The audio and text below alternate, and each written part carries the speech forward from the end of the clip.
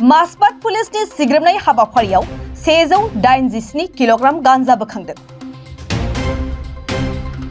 उदालगुरि जिल्लानि मासबाद पुलिसा दिनै सोरांसिनि 3 रिंगायाव सिग्रोमनाय हाबाफारि लानानै गोबां बिबांनि गांजा बोखांनो हायो।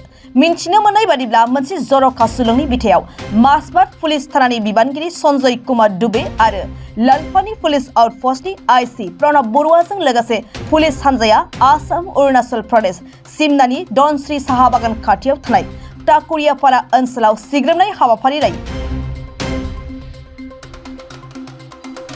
पुलिसनि बे सिग्रोमनाय हाबाफारियाव टाकुरियापारा ओनसोलनि हाग्रा गेजेराव दोनखोमानाय थासारिनिफ्राय गासै 187 किल'ग्राम गांजा बोखांनो हायो।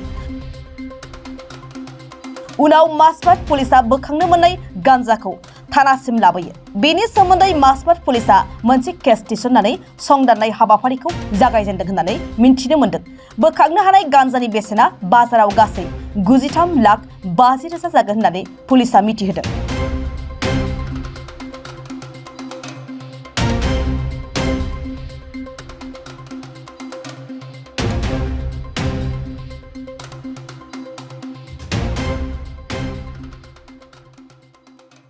मासबाद पुलिसनि सिग्रोमनाय हाबाफारियाव 187 किल'ग्राम गांजा बोखांदों। उदालगुरि जिल्लानि मासबाद पुलिसा दिनै सोरांसिनि 3 रिंगायाव सिग्रोमनाय हाबाफारि लानानै गोबां बिबांनि गांजा बोखांनो हायो।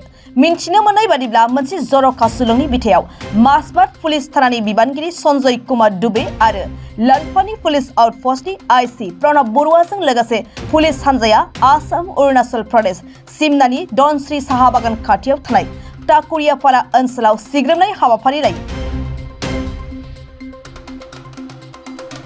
पुलिसनि बे सिग्रोमनाय हाबाफारियाव टाकुरियापारा ओनसोलनि हाग्रा गेजेराव दोनखोमानाय थासारिनिफ्राय गासै 187 किल'ग्राम गांजा बोखांनो हायो।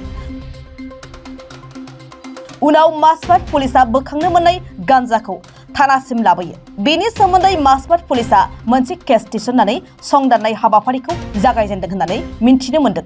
बोखांनो हानाय गांजानि बेसेना बाजाराव गासै 93,50,000 जागोन होननानै पुलिसा मिथिहोदों।